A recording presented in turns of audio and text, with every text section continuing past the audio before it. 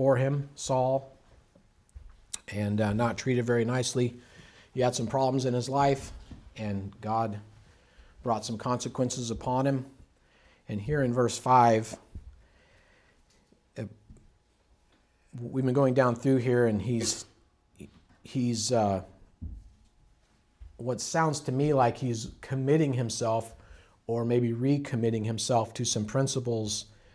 He talks about singing of the loving kindness and justice of the Lord, and singing praises, and giving heed to the blameless way, and walking in his house with the integrity of his heart, and not setting anything worthless before his eyes, hating the work of those who fall away. And in verse 4 it says, a perverse heart shall depart from me. I will know no evil. Whoever secretly slanders his neighbor, him I will destroy. No one who has a haughty look and an arrogant heart will I endure. So the word there, destroy, when I looked it up, it means to consume or to cut off. It doesn't have to mean the way that the NAS has translated it, but it does mean if say perhaps you've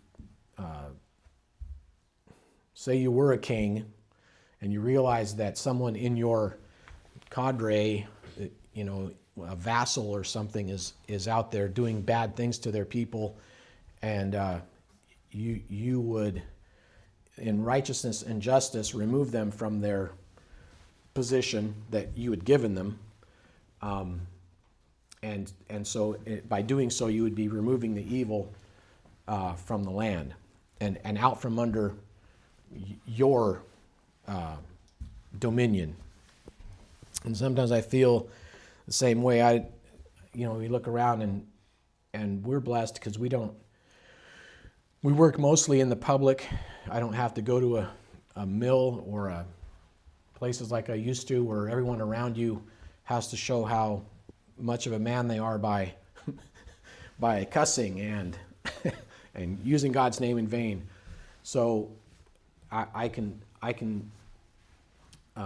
sympathize with the idea of wanting to remove those things get them away from us, so that they don't rub off on us, because the world and the devil is all about getting us maybe very subtly to accept things. And it doesn't have to be a big jump, just maybe that's not so bad, at least they're not doing this. And so we kind of maybe allow it. And so here David doesn't want these things around him. He wants people of quality, and remember, he's looking to his God and knows that God is looking for uprightness and justice. And so he wants to make sure that in his life and the things he can control, obviously we can't control the world. We have a limited control in our homes, if you want to call them our kingdom. Dane was telling me that he had someone wandering around his property a few weeks back. Well, you have some control on who wanders around on your property. You can monitor it, and you can have them removed if you catch them. So we do have our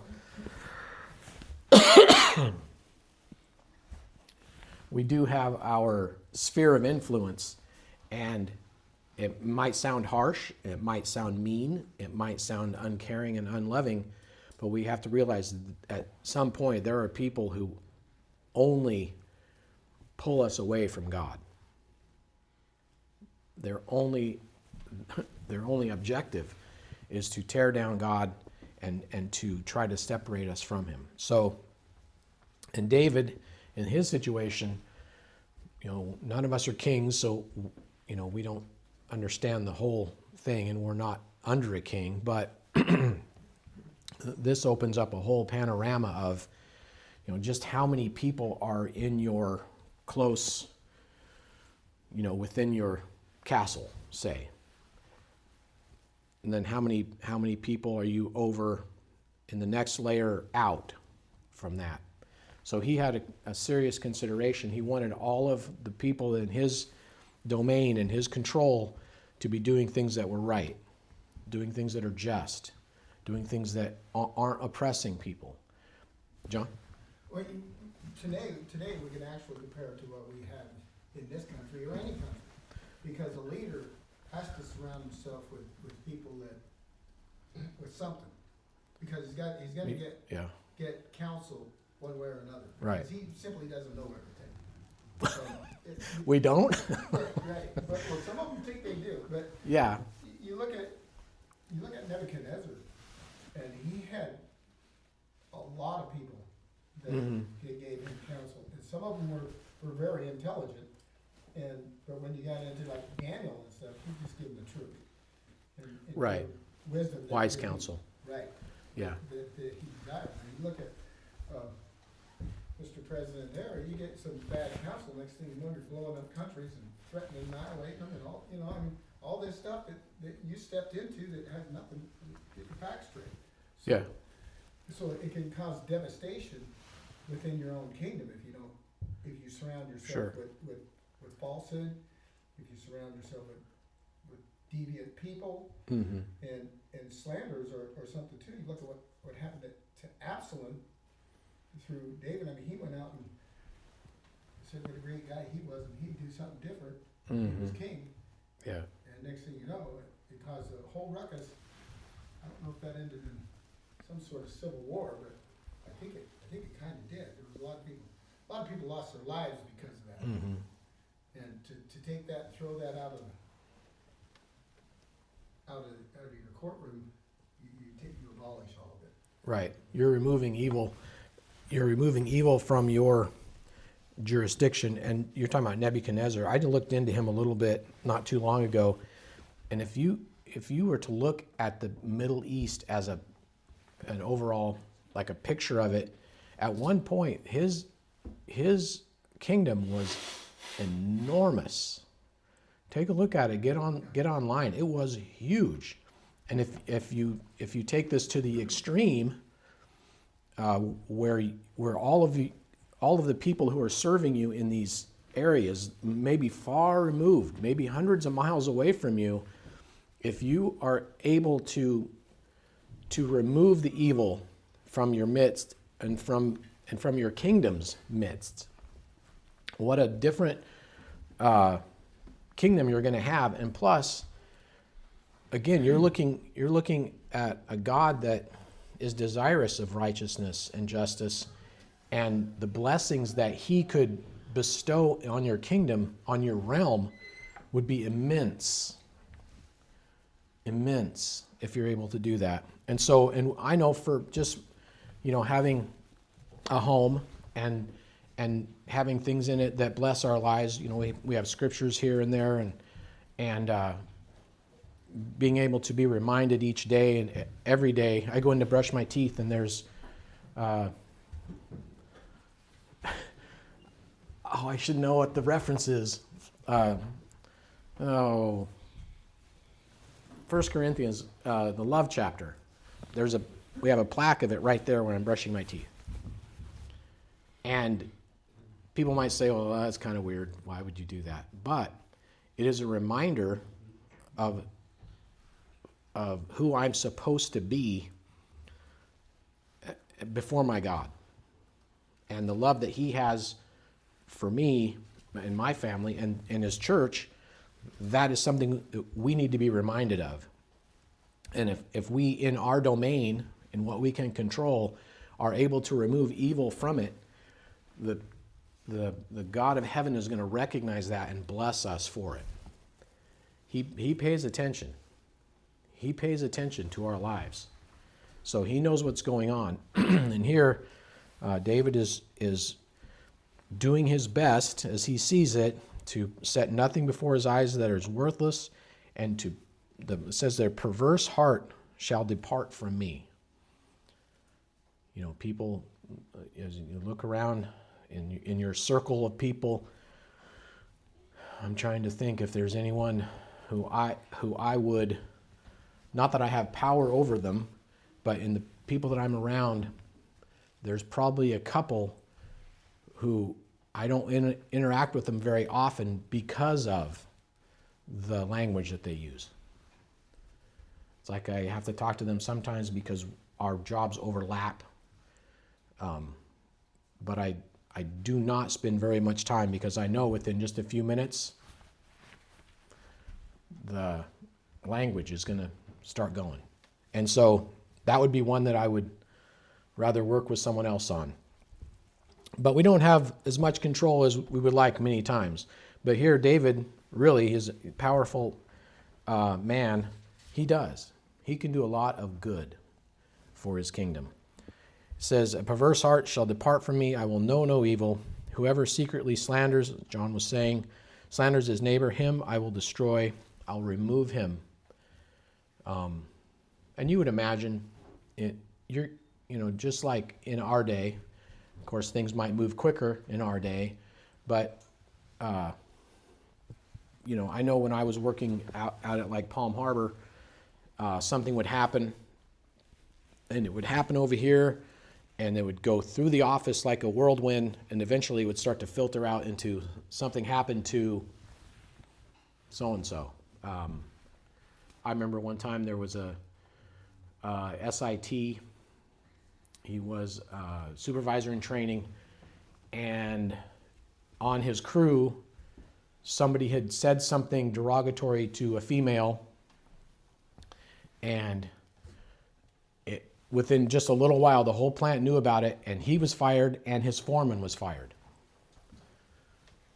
Even though, the foreman seems to be removed from the whole situation, but it was under his jurisdiction. They're both gone.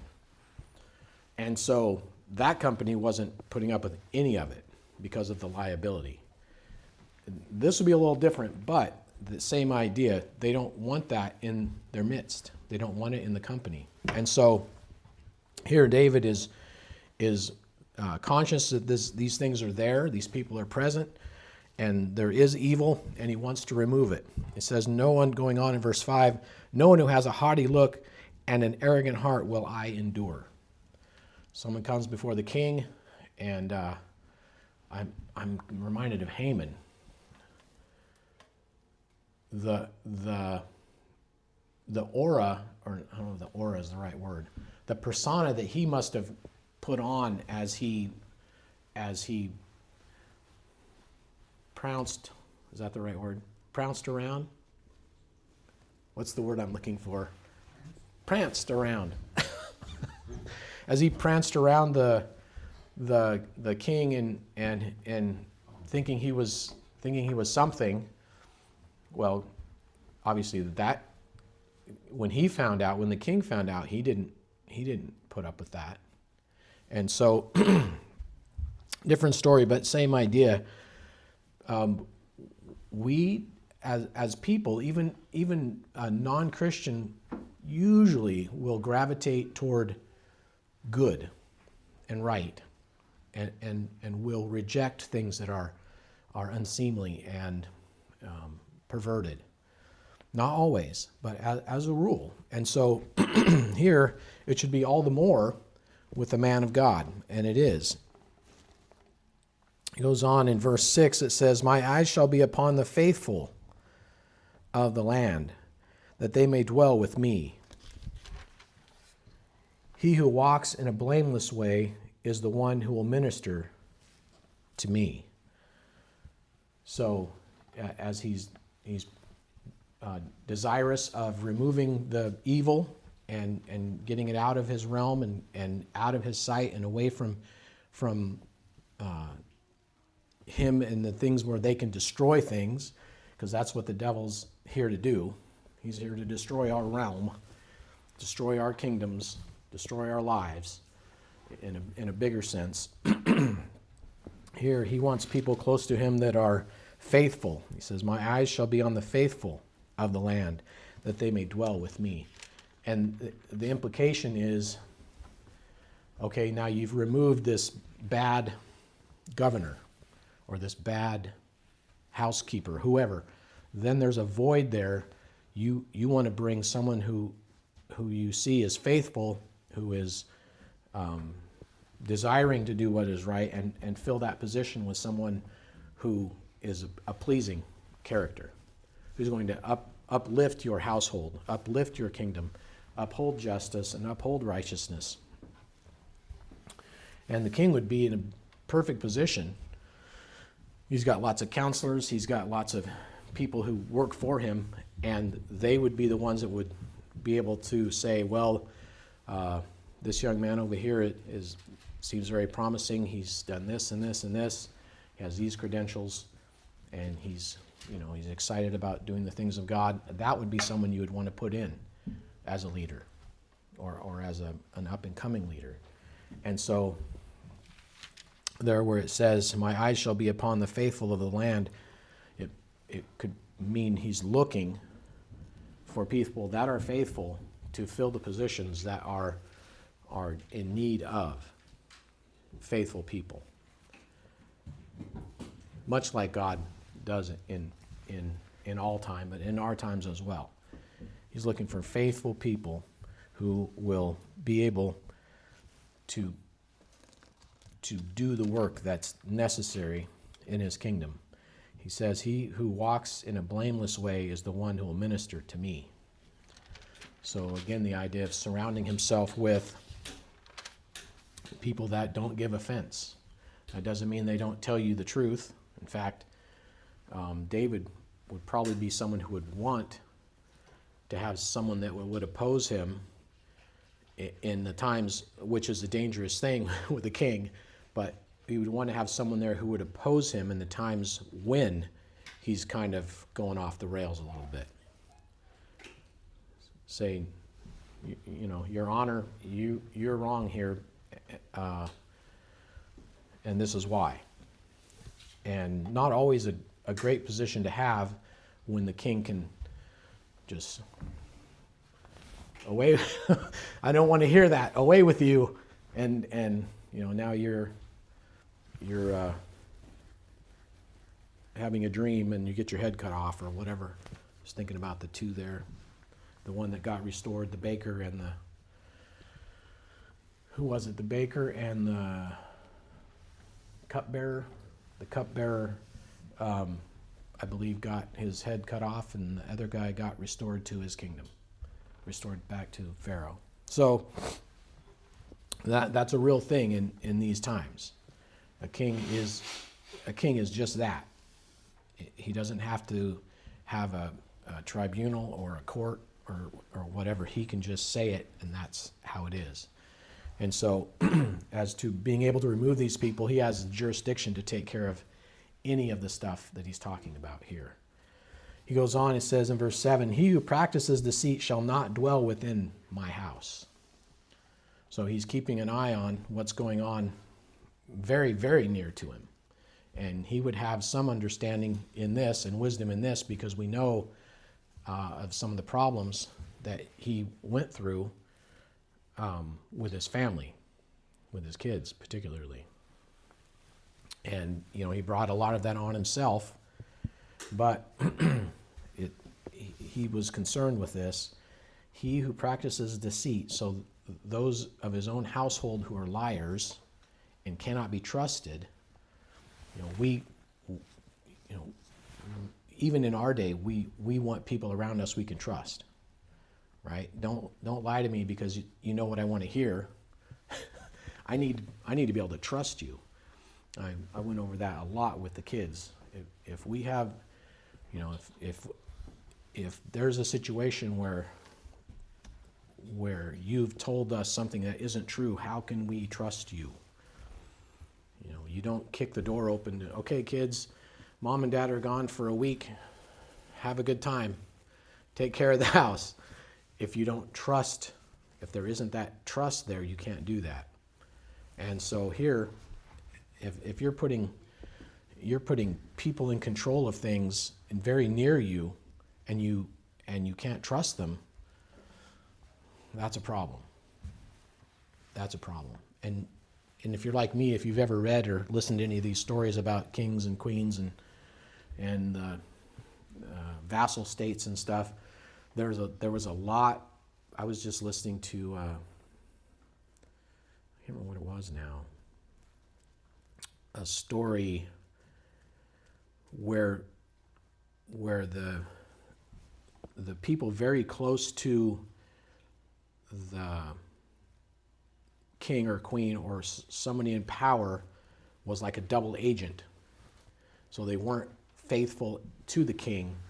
They were looking out for their own interests, and they're feeding information to one or the other depending on how it benefits them. And so that is a recipe for destruction in a kingdom. And having people in your own household who do these things is a recipe for destruction for you and I. It will destroy the family. He goes on in verse 7, he says, "He who speaks falsehood shall not maintain his position." So David is serious about the situation where when someone's found out to, you told me this and it caused all this trouble, but I found out that it wasn't the truth, then you're gone. You're fired. Or you're maybe beheaded. Who knows how much damage that can be caused in that situation where you've put them in control and they're kind of just doing their own thing until they get found out. So he who speaks falsehood shall not maintain his position before me. He would remove him. And rightly so. God is looking for righteousness and justice. And people that run around, it's an interesting thing because when we were looking at changing jobs before I became a landscaper, the family that owned the business, the first business that we took over, they on the outside, up front, they seemed, pretty good. But after, and maybe even years later, we found out other things about how they almost drove the company into the ground, and several of the businesses that were using them were on their last. They were about to remove them from their employ, and so a lot of destruction occurs when people aren't forthright. They aren't upfront about what's going on. And so here he's taking every opportunity to remove people from those positions and put people in there who have some character, some real character. And when you're dealing with a king, you better have your ducks in a row because he doesn't have to put up with you. He doesn't. And so in verse 8 it says, "Every morning I will destroy all the wicked of the land."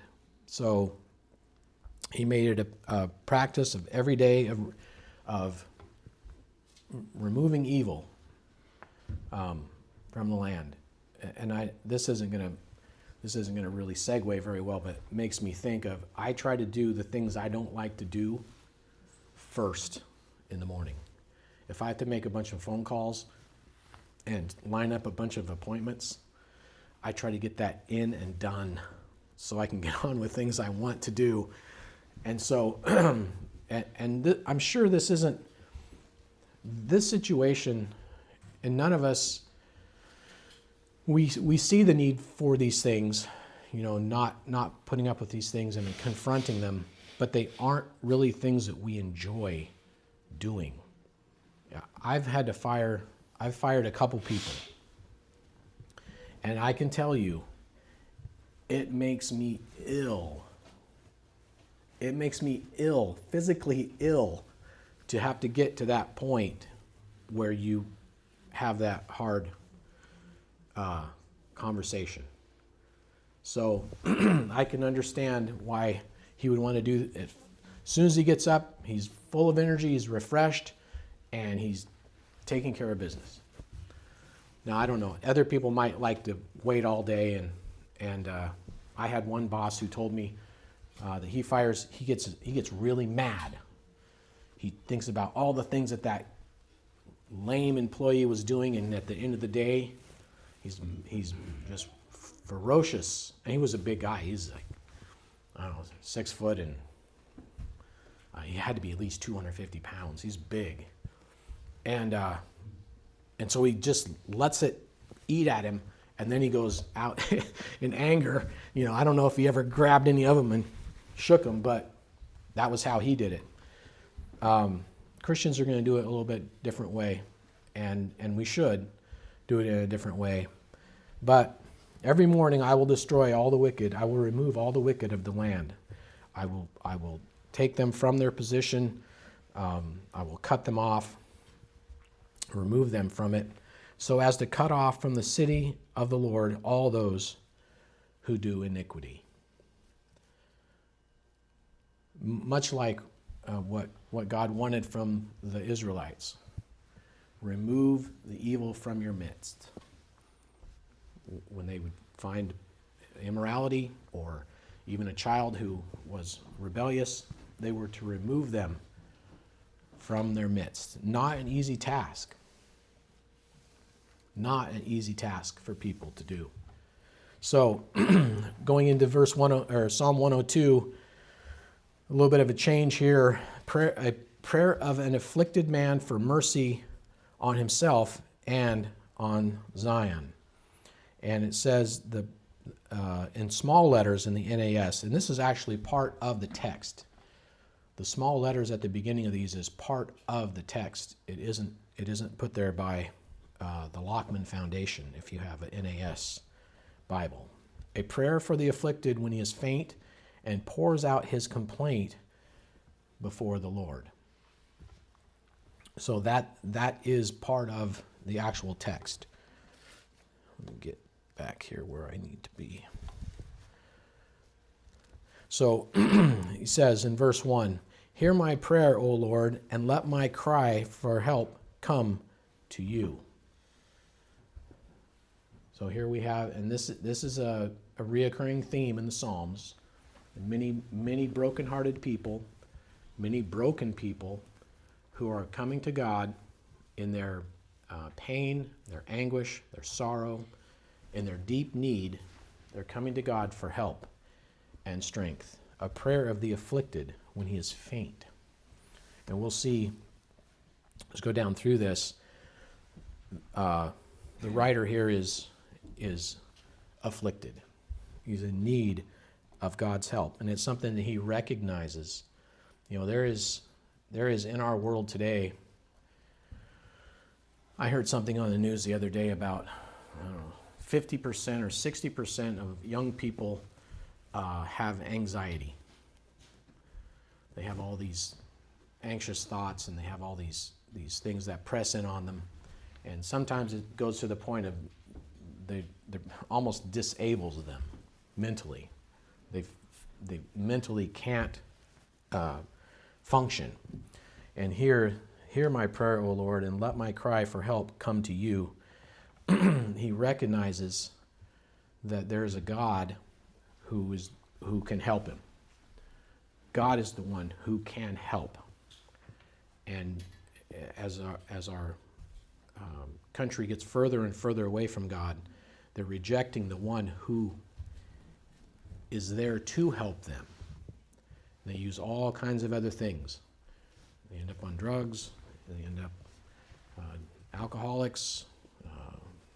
All kinds of other temporal things, when the problem is a spiritual problem. The weight of sin, the burden of sin on people. Man was never meant to bear the burden of their sin. They just weren't. We're not designed to do that. But God can help us with it. So he rightly understands, I'm going to go to God for help in this situation. In verse 2 it says, "Do not hide your face from me in the day of my distress. Incline your ear to me in the day when I call. Answer me quickly." So, and the Latin Vulgate says, "Do not turn away."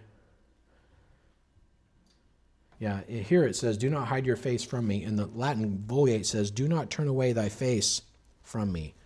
So he's, and we know, and there's other places in scriptures where God hides his face from people.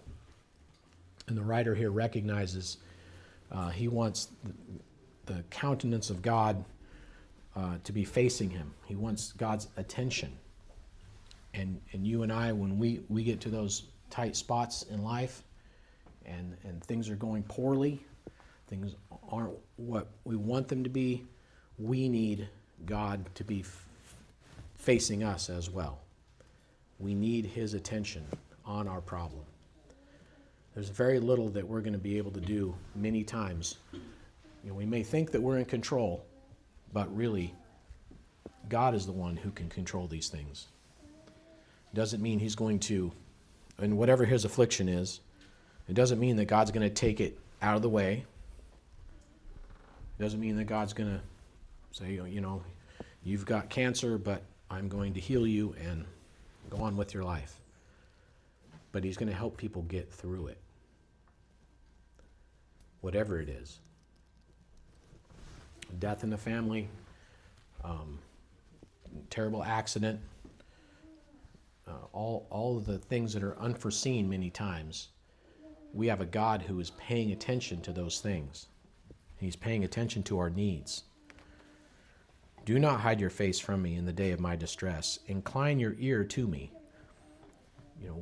Yesterday we were talking at the rally, the theme was on prayer. And we were recognizing the importance of prayer, how much we need to have a God who hears us. How important it is that there isn't anything in our life that's got a wall up between us and God. The need that we have to be heard by our God, whether he steps in our time, because this guy is in a desperate situation. If you read this psalm, he's not doing very well. He is in need, and the need is acute. It's I need help now. A lot of times God, when we ask for prayer, we ask for him to be facing us where we can have his attention. Our desire and need seems immediate. But God knows what we can deal with. He knows what we can handle. And in his grace, as he told Paul, when Paul was in a desperate situation, he says, my grace is sufficient for you. Now, whether we understand that or we believe it, maybe we don't believe it. Maybe we don't believe God when he says that. Maybe we think, God, you don't understand. You just don't understand how serious this is. I need help now. God says, my grace is sufficient for you. No matter what happens, and maybe we don't believe. Maybe we think if I'm in this situation, then God has turned his face away from me, and he's forgotten me. But his grace is sufficient for us, and we have to believe that, even if we end up dying. God hasn't forgotten about us. He's still there all the way. And so we can't allow our minds to tell us that because of this terrible situation that I'm in, that God's not here. Because he is. As long as we're serving him as we should, God is right there. And things will get bad. We're talking to a young man about why bad things happen. Way back when sin entered the world, bad things began to happen. Death. Man began to die. Animals died. And so when the fall of man himself, the soul of man became depraved. So bad even to the point where God had to flood the earth and kill everyone but 8 people. So bad things happen to good people, if you will. Bad things happen to Christians. Look at the early church. Pretty bad. So things are going to at times be maybe what we think insurmountable or unreasonable. Or why, and everyone asks the question, why would a loving God let this happen? Wrong answer, or wrong question. Wrong question. We're going to go through things in this life because we are in the world. And it's a fallen world. So we have to remember that. And here this guy is rightly going to the one who can help. He's not turning to drugs. He's not turning to, of course, I don't think they had psychiatrists necessarily, but he's not turning to human agency to help him. He's turning to the one who knows where he is right then and there for help. Verse 3 says, "For my days have been consumed in smoke, and my bones have been scorched like a hearth."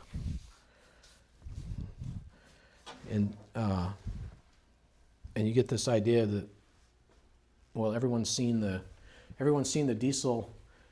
Probably Ishmael is familiar with this. The diesel truck starts going, and the smoke comes out of the thing, and it dissipates. And you shift again, and the smoke comes out, and it dissipates. And you shift again, and the smoke comes out, and it dissipates into the air. This is the picture that this afflicted person here is trying to give to us. And we know, because what God says about our lives, we are but a vapor. We're but a vapor. We're here for a little while. We wither away like the flower. Well, here he's mourning, "For my days have been consumed in smoke." He sees his life vanish away. He's in a bad way, and he likens his life to something so temporary and so temporal that it would be like smoke dissipating in the air. And then he says, "And my bones have been scorched like the hearth." My